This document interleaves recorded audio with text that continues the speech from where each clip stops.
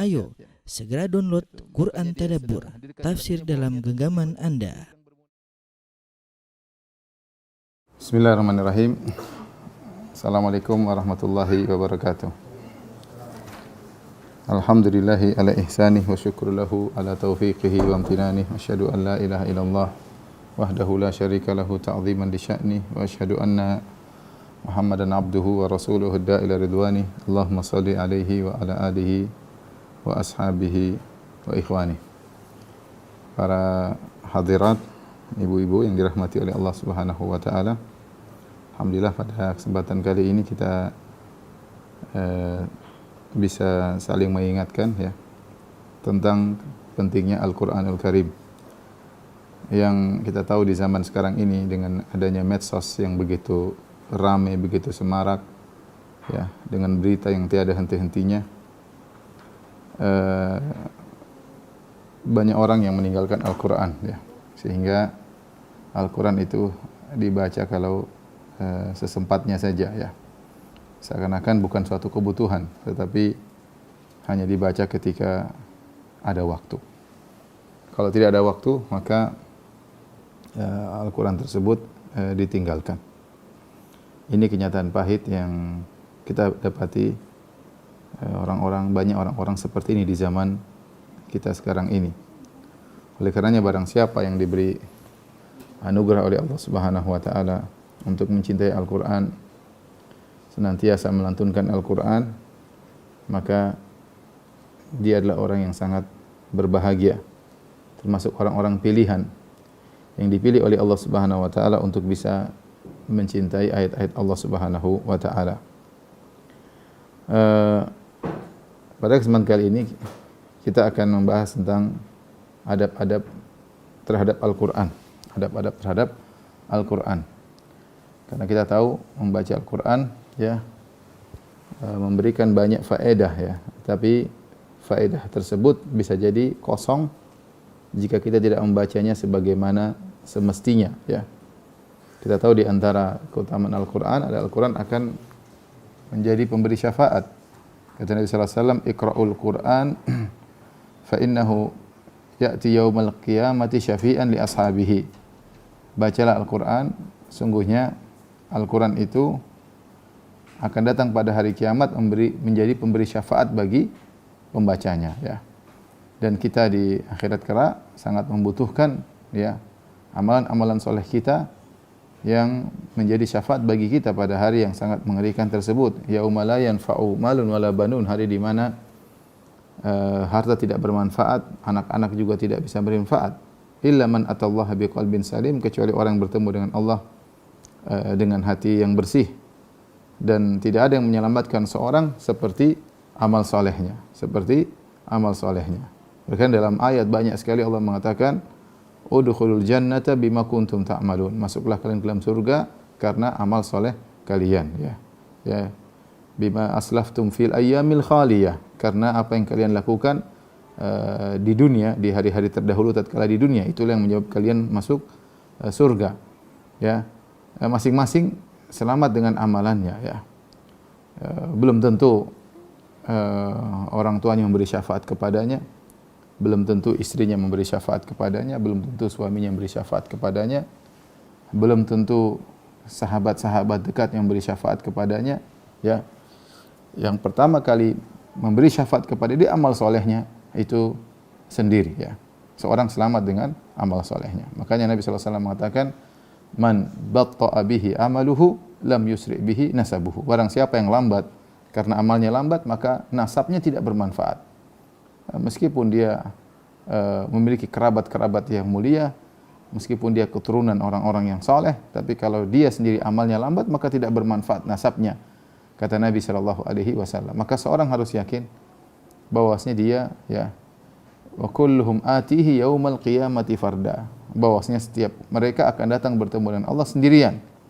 Kita disidang oleh Allah Subhanahu wa taala sendirian, dihadapkan dengan Allah, dimintai pertanggungjawaban atas amal yang kita lakukan.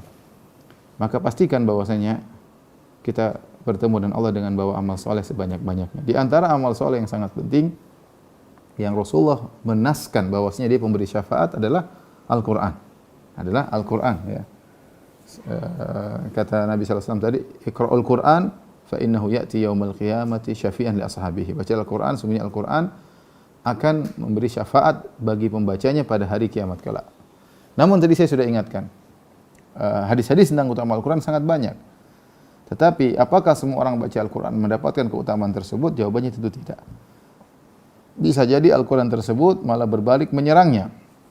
Seperti sabda Nabi sallallahu alaihi wasallam, "Al-Qur'anu hujjatun lak au alaik." Kata Nabi sallallahu alaihi wasallam, Al-Qur'an itu menjadi pembelamu atau penyerangmu. Menjadi pembelamu atau bumerang yang menyerangmu. Di Al-Qur'an sikap Al-Qur'an terhadap kita cuma dua pada hari kiamat. Apakah membela kita ataukah menyerang kita? Kapan membela kita? Jika kita berusaha membaca, menjalankan konsekuensinya, maka dia akan membela kita dengan pembelaan yang terbaik. Sebaliknya, kapan Al-Qur'an menyerang kita? Kalau ternyata Al-Qur'an tersebut hanyalah hiasan, atau kita baca tidak sebagaimana mestinya, atau kita melanggar konsekuensi daripada Al-Qur'an tersebut. Maka janganlah sampai Al-Qur'an yang kita baca, yang kita bawa-bawa, yang kita baca, yang kita tartilkan, yang kita tajwidkan, ternyata menjadi bumerang menyerang kita pada hari kiamat. Terlebih dalam satu hadis dalam Sahih Bukhari, Nabi SAW ketika diperlihatkan tentang orang-orang yang disiksa di kuburan, ada 4 orang. Di antaranya Rasulullah SAW melihat seorang lelaki yang kemudian kepalanya dilempar dengan batu, sehingga kemudian kepalanya hancur dan batunya kemudian menggelinding, lalu diambil lagi batunya untuk melemparkan kepalanya. Ketika batunya diambil, kepalanya kembali normal, dilempar lagi, pecah, dan terus menerus. Ketika Nabi bertanya kepada malaikat, siapakah orang yang disiksa seperti ini sampai hari kiamat? Maka malaikat mengatakan, "Walladzi ra'aitahu yushdahu ra'suhu farajulun 'allamahu Allahul Qur'an." Adapun orang yang kau lihat kepalanya dilempar sampai hancur, farajulun 'allamahul Qur'an, yaitu seorang yang Allah ajarkan Quran kepadanya. Fanama anhu bil lail, di malam hari dia tidur, tidak dia baca, walam ya'mal fihi bin nahar. Adapun di siang hari tidak dia amalkan. Ini dalil bahwasanya Al-Qur'an bisa membela, bahkan bisa menyerang seorang pada hari kiamat kelak. Maka seorang waspada ya. Bukankah di antara penghuni neraka jahanam di hari kiamat kelak yang disidang oleh Allah Subhanahu wa taala adalah orang yang riya. Di antara orang riya tersebut 3 orang yang disebut dalam hadis, mujahid, kemudian dermawan, donatur, dan yang satunya adalah pembaca Al-Qur'an. Pembaca Al-Qur'an.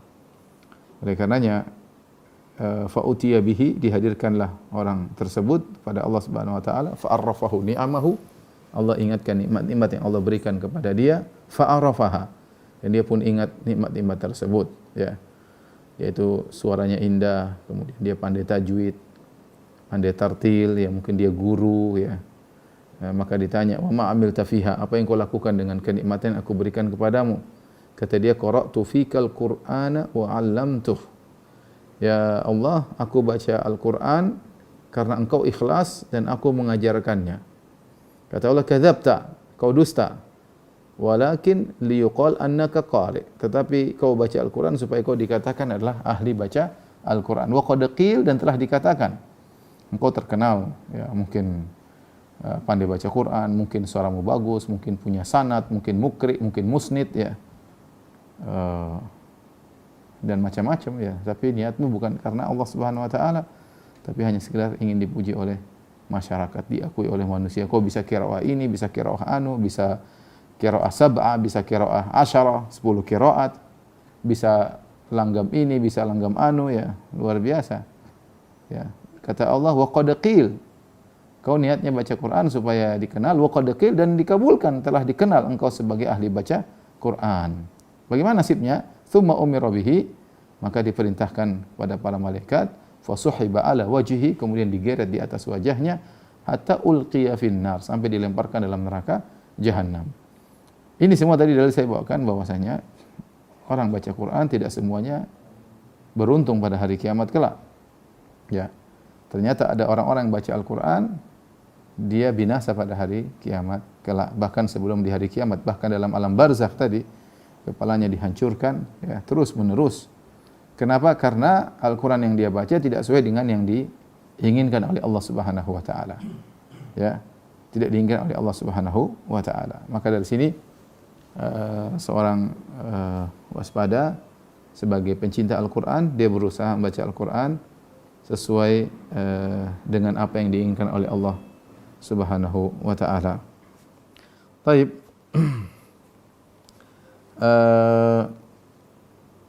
Saya akan bacakan beberapa adab-adab membaca Al-Quran, ya, secara singkat, ya.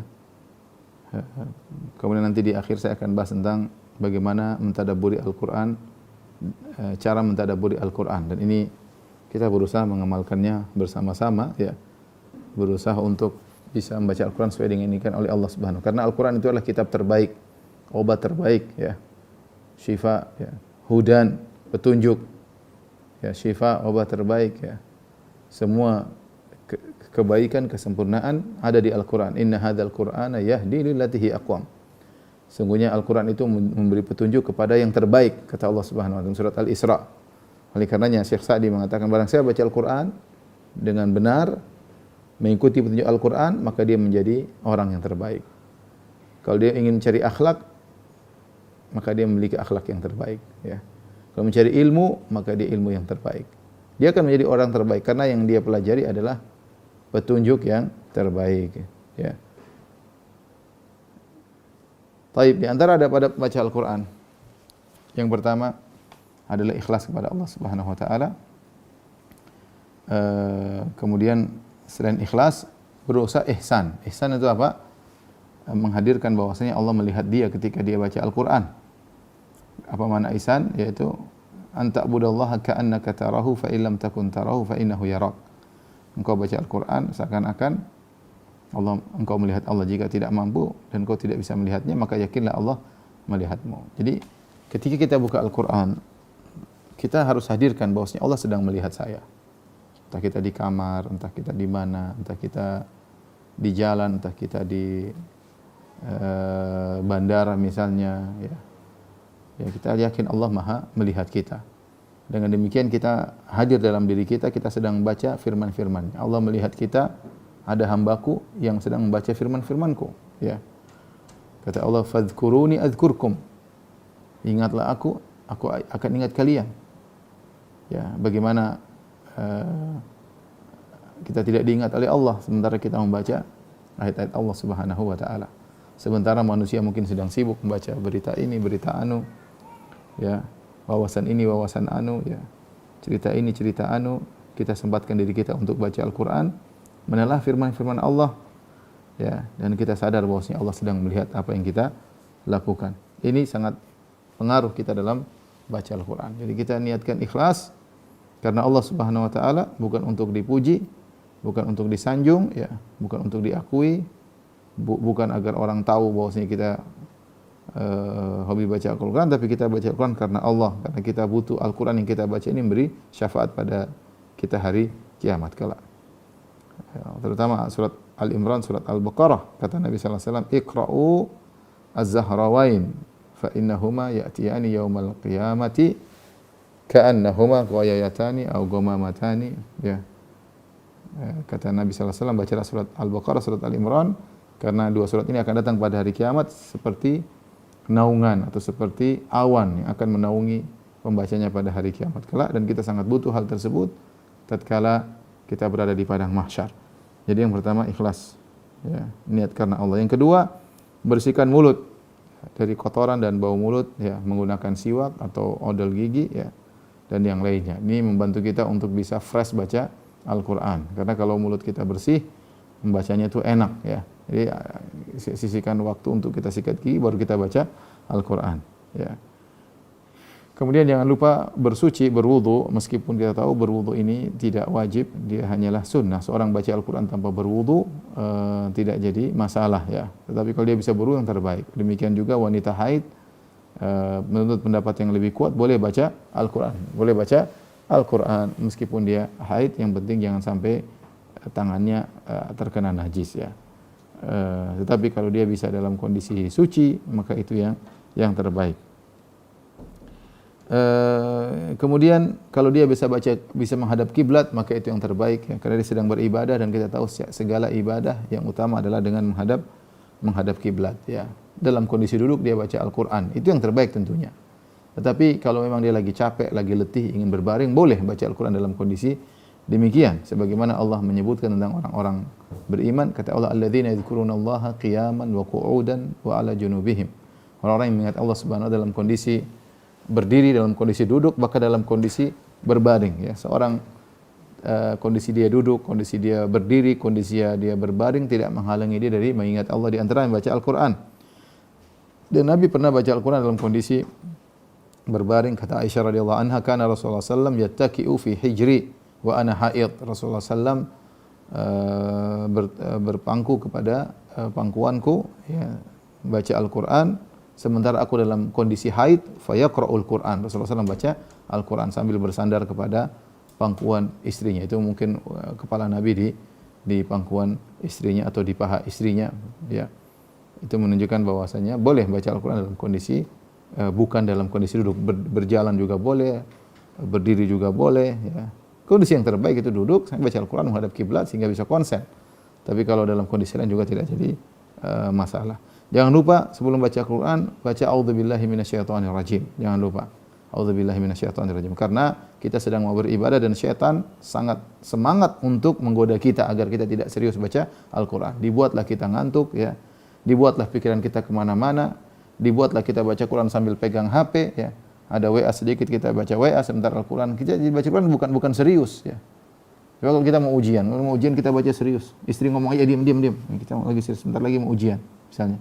Anak-anak jangan ganggu. Ayah, Abi mau serius. Kita baca Al-Qur'an kita tidak serius. Santai-santai sambil tawak TV, sambil lihat ini, lihat anu ya. Gimana hidayah mau masuk dalam diri kita sementara kita tidak mengagungkan Al-Qur'an. Jadi ingat, setan ingin menggoda kita, malingkan kita dari baca Al-Qur'an, maka kita jangan lupa sebelum baca Al-Qur'an a'udzubillahi minasyaitonirrajim ya. Kalau kita baca di awal surat jangan lupa baca bismillahirrahmanirrahim kecuali surat At-Taubah.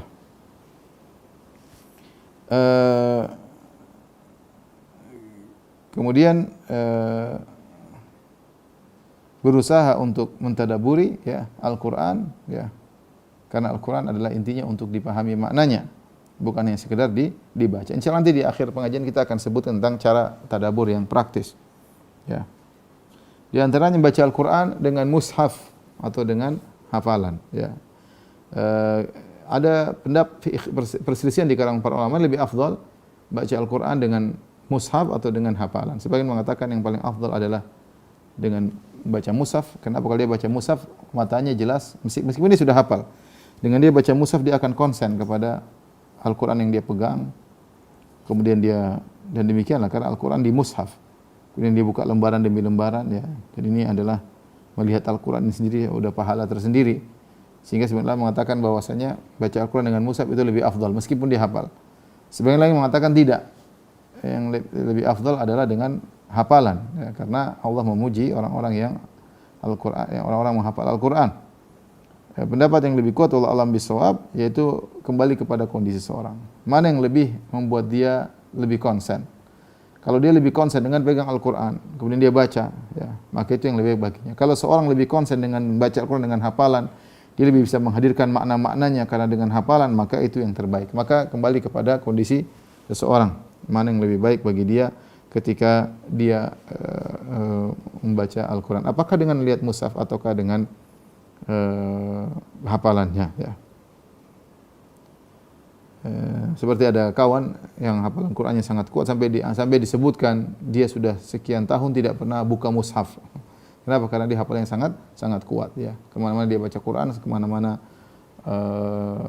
lidahnya basah dengan Al-Qur'an ya, sehingga dia tidak butuh untuk membuka mushaf saking kuat hafalannya. Tapi kalau kita rata-rata hafalannya tidak banyak, maka kita perlu buka mushaf ya. Kemudian kita berusaha baca dengan baik. Kemudian Al-Qur'an dibaca kalau tidak mengganggu orang lain, maka dibaca dengan suara yang keras. Hukum asalnya demikian. Ya. Hukum asalnya dengan membaca dengan keras ya. Oleh karenanya para sahabat mereka baca Al-Quran dengan keras. Kecuali kita mengganggu orang lain. Kalau kita mengganggu orang lain maka jangan. Misalnya kita lagi di masjid, kalau masjid tersebut orang lagi sholat khusyuk, lagi sholat sunnah, maka kita baca pelan-pelan.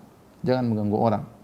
Kecuali jika masjid tersebut semua orang lagi baca Quran seperti musim Ramadan, maka kita seperti mendengar suara ramai, itu enggak ada masalah. Kita keras sana keras, kita tidak mengganggu dia, dia tidak mengganggu kita.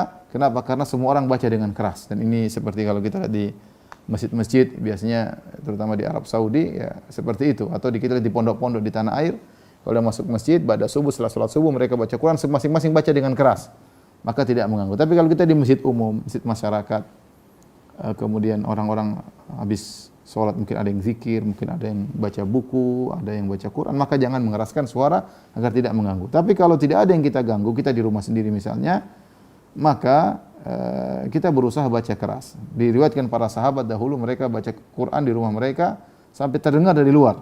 Sampai terdengar dari luar karena mereka baca dengan keras.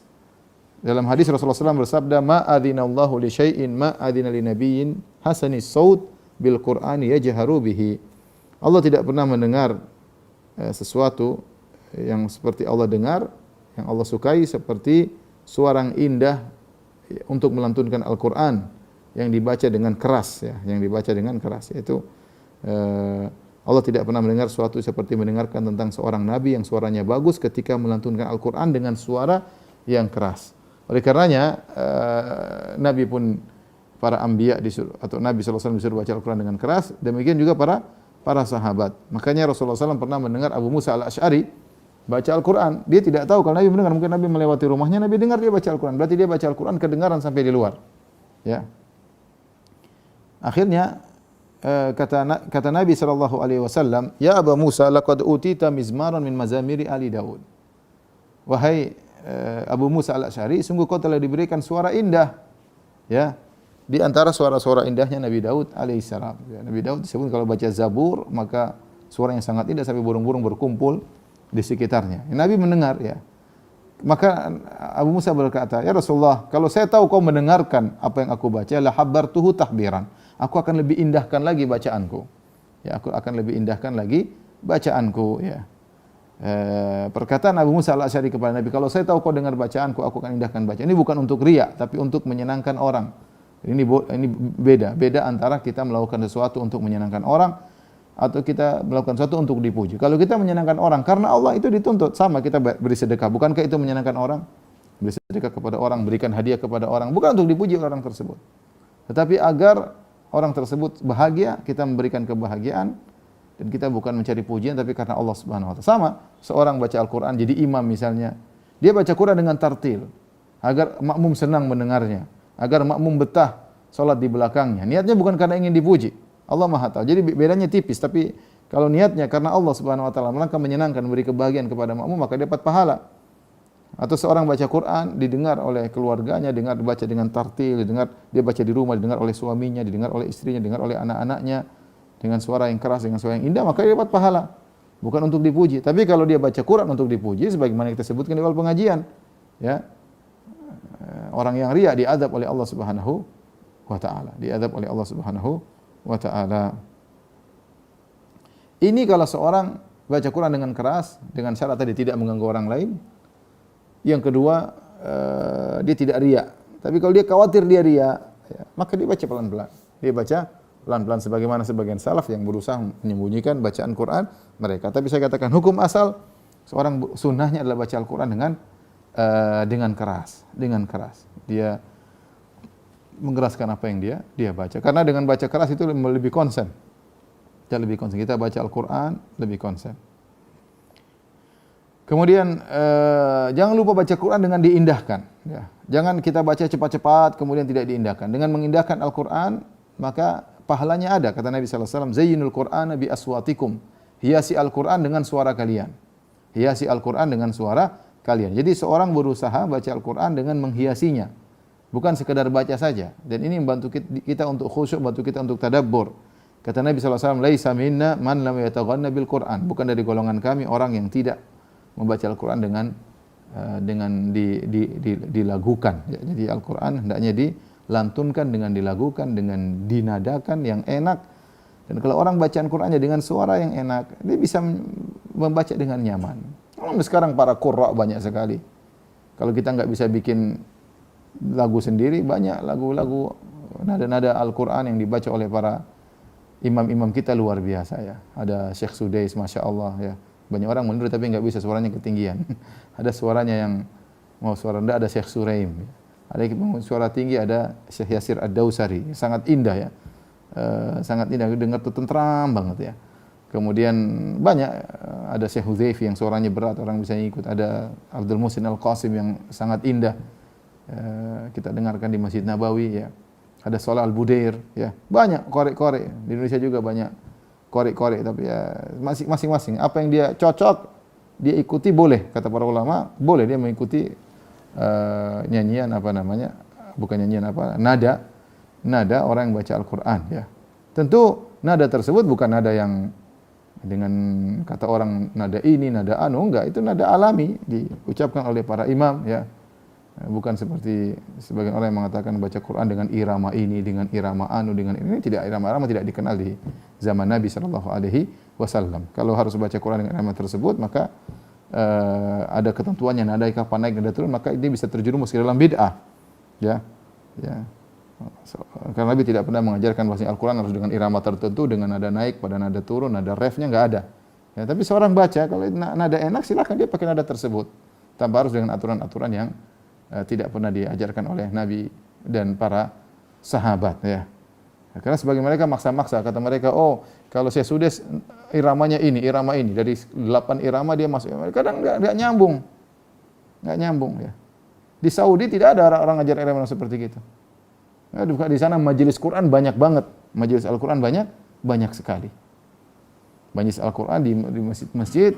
Anak saya juga dulu masuk halaqat tahfidz dan tidak diajar seperti itu, tidak ada diajar seperti itu. Makanya kalau kita imam-imam saja di Masjid Haram nadanya macam-macam. Di masjid, dan tidak ada nada yang dipaksa-paksa seperti irama-irama yang disebutkan mau paksa-paksakan. Intinya seorang berusaha.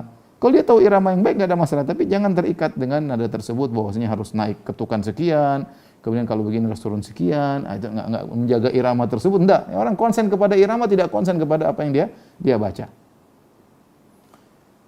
Jadi berusaha melantunkan Al-Quran dengan baik ya. Kalau kita punya suara, sudah punya lagu sendiri, nada sendiri, tidak perlu niru orang. Tapi kalau kita nggak kayaknya enggak. Banyak orang tidak perlu niru orang lain, dia punya baca Quran dengan alami, enak didengar. Ya. Tapi kalau Ustaz saya ingin niru syekh-syekh, ya boleh, enggak ada masalah. Enggak ada masalah. Yang penting itu membantu dia untuk bisa konsen dalam baca Al-Quran dan bisa lebih khusyuk ketika membaca Al-Quran. Oleh karenanya,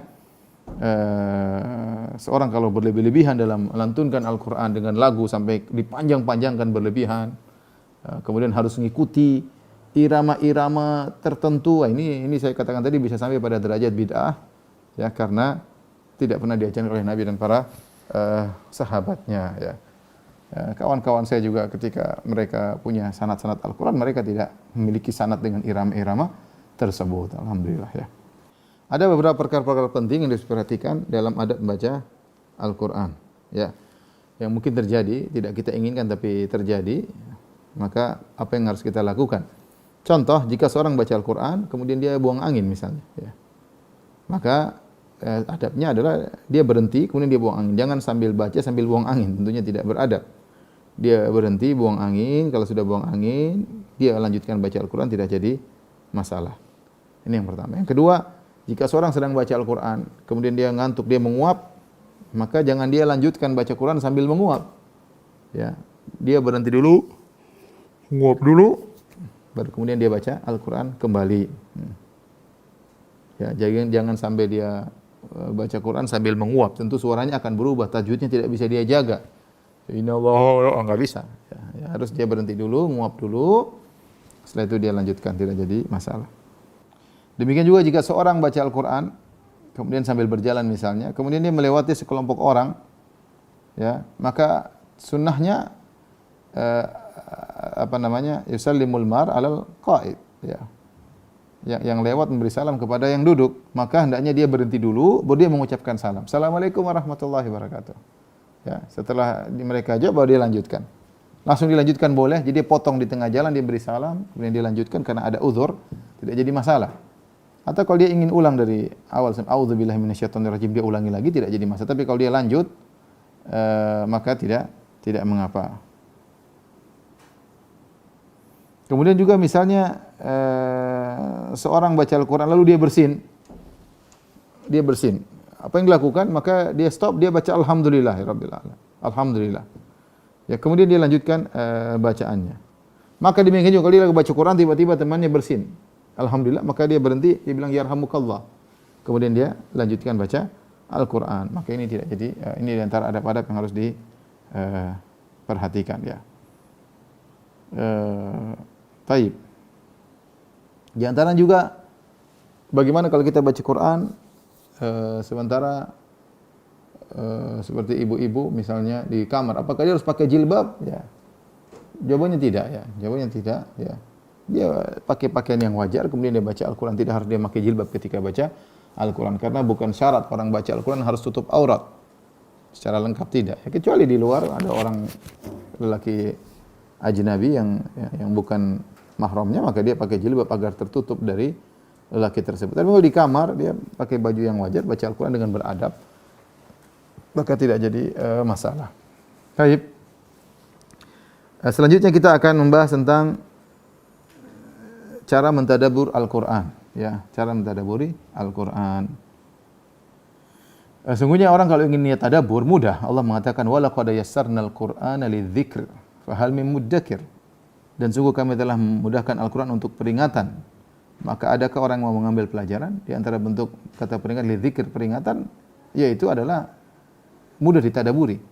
Yassarna, kami mudahkan. Al-Quran mudah untuk dihafal, mudah untuk dibaca. Bayangkan Al-Quran, bahasa Arab itu bukan bahasa yang mudah, bahasa yang sulit. Ya. Tapi orang Islam satu dunia, mau dari mana, dari Cina, dari Rusia, dari mana-mana, mereka bisa baca Al-Quran dengan tajwid. Ini menunjukkan memang dimudahkan. Dimudahkan, mereka tidak tahu bahasa Arab. Maka heran orang-orang lihat ada orang Indonesia tidak tahu bahasa Arab, baca Qurannya, Masya Allah. Ya. Ini buktikan bahwasanya ya, Al-Quran memang dimudahkan. Ya, mudah untuk dibaca, mudah untuk dihafal, dan seharusnya mudah untuk ditadaburi. Mudah untuk ditadaburi karena konsekuensi dari fahal mim muddakir wa laqad yassarnal Qur'ana lidzikri fahal mim muddakir. Sungguh kami telah memudahkan Al-Quran sebagai peringatan, maka apakah ada yang mengambil pelajaran? Bagaimana mengambil pelajaran kecuali kalau mudah untuk ditadaburi, ya. Dan Al-Quran memang diturunkan untuk ditadaburi. Afala yatadabbaruna Al-Quran? Am ala qulubin aqfaluha? Apakah mereka tidak mentadaburi Al-Quran ataukah ada kunci yang menutup hati mereka? Allah mengatakan afala yatadabbaruna Al-Quran? Walau kana min 'indi ghairillahi lawajadu fi ikhtilafan katsira. Apakah mereka tidak mentadaburi Al-Quran? Seandainya Al-Quran bukan dari Allah, tentu mereka akan dapati banyak perselisihan dalam Al-Quran. Ya. Taib. Bagaimana cara mentadabburi Al-Quran? Ya. Di sini ada 6 poin, ya, 6 poin untuk mentadabburi Al-Quran. Sebelumnya saya ingatkan kepada ikhwan, ya, ini semua tadi yang saya sampaikan ada dalam Quran Tadabbur, ya, dalam apa namanya? Aplikasi Quran Tadabbur, ya. Nanti kalau buka Quran Tadabbur di situ ada bagian sudah tahukah keutamaan Al-Quran? Ini kalau ini bagian Quran yang bahasa Arab, ya. Ya. Kalau ini Quran yang terjemah tinggal kita pilih, ya. Nah, di situ ada sudah tahukah Anda, ya. Di sini tadi keutamaan Al-Quran ada.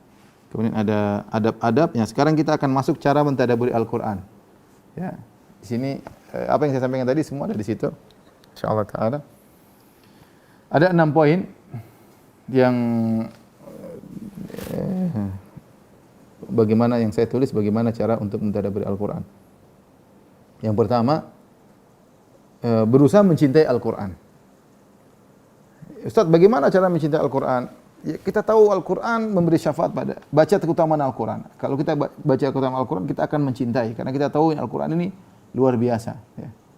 Kita harus sadar bahwasanya Al-Quran adalah surat yang turun dari Rabbul Alamin, pencipta kita yang sangat sayang kepada kita. Allah memberikan kita petunjuk dengan Al-Quran. yang Allah turunkan melalui malaikat Jibril kepada Nabi Muhammad SAW kepada kita. Ya. Kalau orang dengan kita merenungkan hal tersebut, maka kita akan mudah mencintai Al-Quran. Kalau kita tidak mencintai Al-Quran, ya, susah bagi kita untuk bisa tadabbur. Ya. Maka seorang berusaha mencintai Al-Quran, di antaranya dia senang membacanya, ya.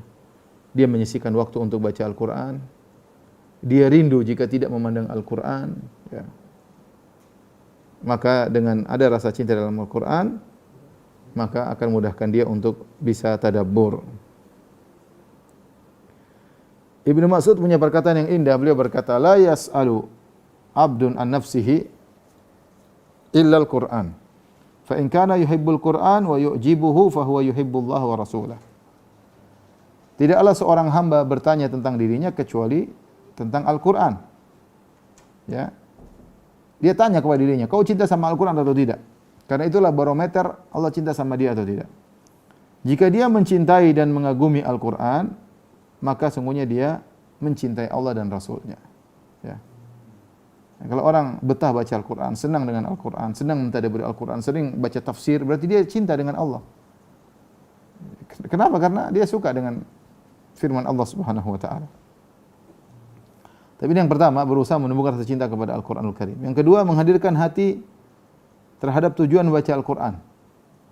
Nah, di antara hal yang membuat kita untuk bisa tadabbur, kita ingin tahu apa tujuan kita baca Al-Quran. Ada beberapa tujuan yang kita hadirkan dalam diri kita. Ya. Yang pertama, tujuan kita baca Al-Quran pertama mengharap pahala. Dan kita tahu semakin banyak kita baca Al-Quran, semakin banyak pahalanya. Ya.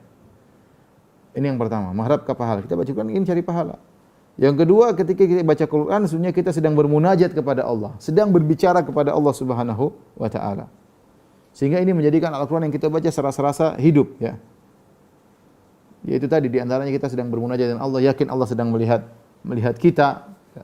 Ini membantu kita untuk bisa mentadabburi Al-Quran. Yang ketiga, ketika kita baca Al-Quran sambil berdoa, ada ayat-ayat yang berkaitan dengan ayat-ayat rahmat kita minta. Allahumma inna as'aluka min rahmatik. Allahumma as'aluka min fadlik.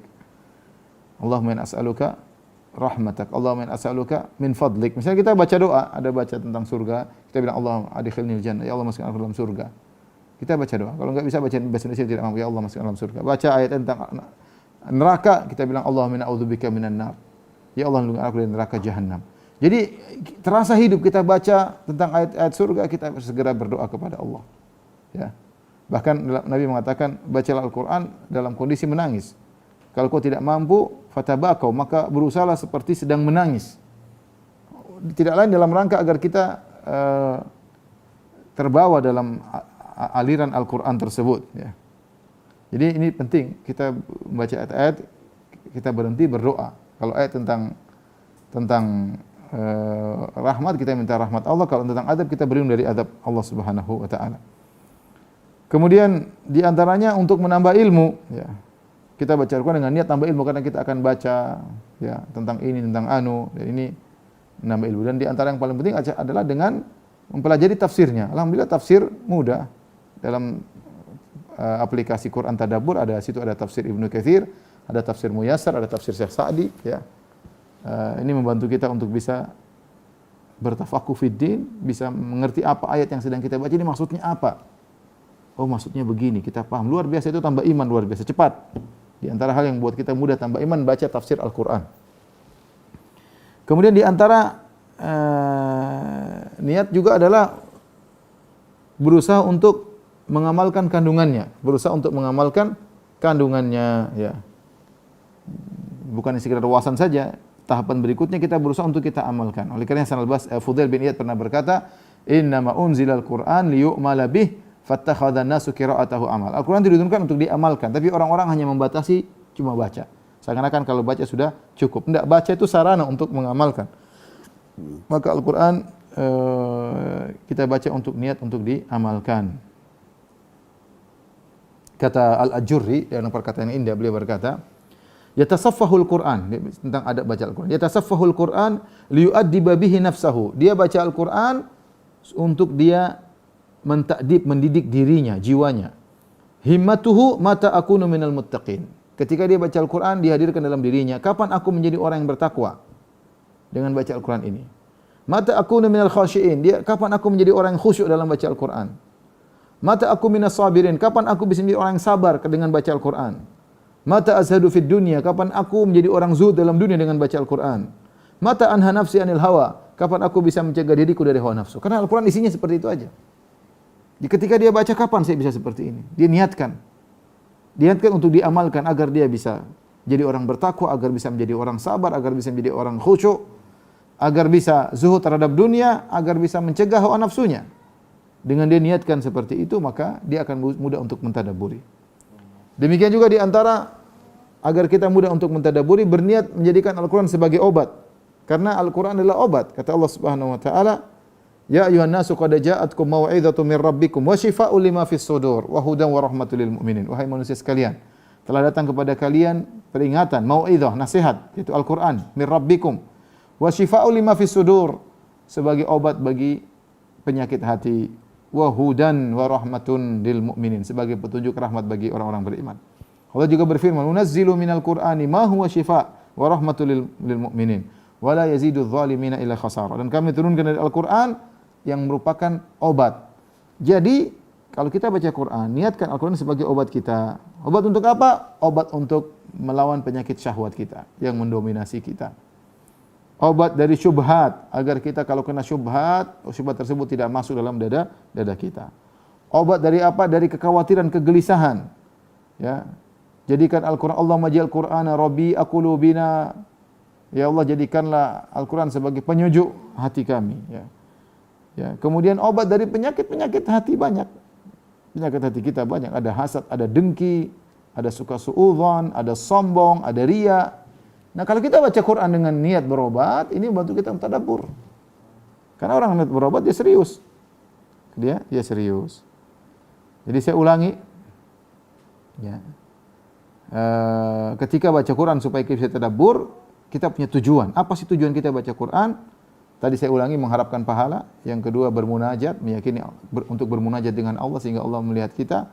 Yang ketiga, berdoa lewat ayat baik, ayat rahmat kita minta kepada Allah, lewat ayat azab kita berlindung kepada Allah. Kemudian menambah ilmu dengan baca tafsirnya, kemudian berusaha mengamalkan, dan yang keenam adalah berobat, menjadikan Al-Quran sebagai obat penyakit syahwat, obat syubhat, ya, obat kegelisahan, kekhawatiran, obat dari penyakit-penyakit hati seperti dengki, sombong, angku, dan yang lainnya. Kemudian di antara hal yang membantu kita mentadabburi Al-Quran, menghidupkan Al-Quran dalam salat malam. Ini perkara yang paling mudah menjadikan seorang baca Al-Quran dengan khusyuk, dengan tadabbur, yaitu dia baca Al-Quran dalam salat-salat malamnya. Ya, dalam salat-salat malamnya. Kemudian yang kelima atau yang keempat, membaca Al-Quran dengan mengeraskan suara dan melanggamkan. Ini kita sudah jelaskan. Yang kelima, baca Al-Quran dengan tartil. Jangan cepat-cepat. Kata Allah, waratilul Qur'ana tartila. Bacalah dengan tartil. Ya. Baca dengan tartil. Bukan target kita adalah berapa juz yang kita baca, tidak, tapi kita baca dengan tartil. Ini bisa tadabbur. Kalau kita baca Alif Lam Mim Dzalikal Kitab, gimana kita baca cepat-cepat? Susah kita mentadabburi. Ya. Beda dengan Allah tidak menyuruh kita demikian. Bukan bagi target kita harus baca segera dengan cepat. Kita baca dengan pelan, yang kita bisa mengambil faedah dari bacaan tersebut. Kalau kita baca cepat-cepat, khawatir cuma letih aja yang kita dapatkan, lelah. Ya. Adapun nilai tadabbur tidak kita dapatkan.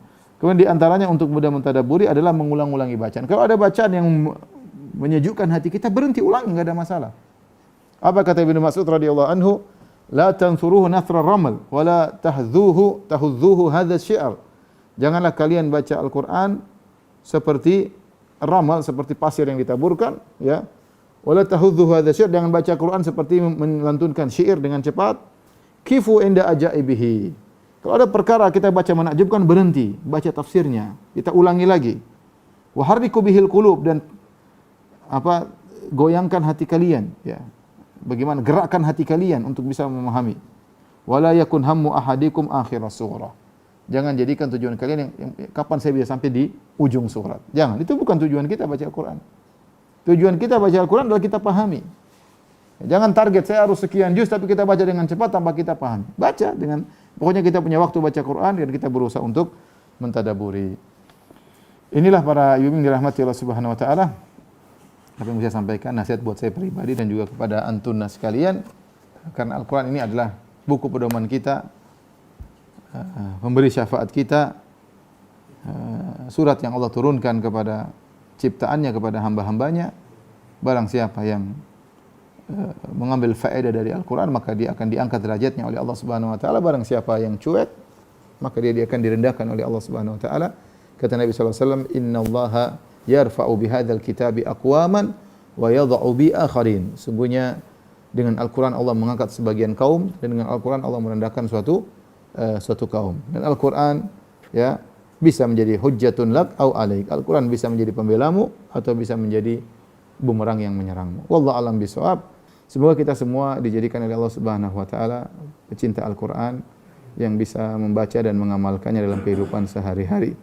Wallahu ta'ala alam bishawab. Subhanakallah bihamdik asyhadu an la ilaha illa anta astaghfiruka wa atubu ilaik. Assalamualaikum warahmatullahi wabarakatuh.